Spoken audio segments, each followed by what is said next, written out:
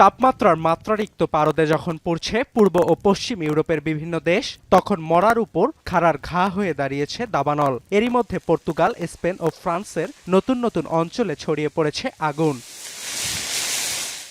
Record তাপপ্রবাহের পর বুধবার থেকে দাবানলে পুড়ছে ফ্রান্সের দক্ষিণ পশ্চিমের বিভিন্ন অঞ্চল। 2 দিন পেরিয়ে গেলেও এখনো পুরোপুরি আগুন নিয়ন্ত্রণে না আসায় দিনরাত এক করে কাজ করছে দমকল কর্মীরা। এমনকি বিমান থেকেও পানি ছিটাচ্ছে কর্তৃপক্ষ। ফ্রান্স সরকার জানিয়েছে, এখন পর্যন্ত দাবানলে ফ্রান্সের 8,700 হেক্টর এলাকা পুড়ে গেছে। শুধু স্থানীয় বাসিন্দারাই নয়, ক্ষতিগ্রস্ত এলাকাগুলোতে ঘুরতে যাওয়া পর্যটকদেরও নিরাপদে সরিয়ে নিচ্ছে কর্তৃপক্ষ।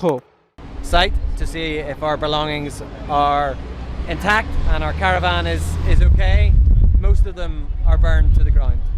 দাউ দাউ করে জ্বলছে পূর্ব স্পেনের বিভিন্ন অঞ্চল। একদিকে খরা, অন্যদিকে প্রবল বাতাসের দাপট। সবকিছু মিলিয়ে সময় বাড়ার সঙ্গে সঙ্গে দেশটির নতুন অঞ্চলে ছড়িয়ে পড়ছে দাবানল। এরই মধ্যে পুড়ে ছাই 1,280 হেক্টর জমি। সরিয়ে নেওয়া হয়েছে ক্ষতিগ্রস্ত এলাকার বাসিন্দাদের। উচ্চ তাপমাত্রা অব্যাহত থাকায় নাগরিকদের সর্বোচ্চ সতর্কতা মেনে চলার আহ্বান স্পেন সরকারের।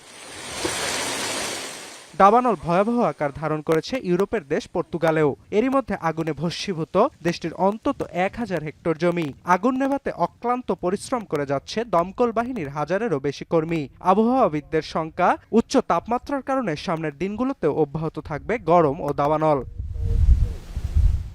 অর্ণব প্রসাদ, এখন বিশ্ব।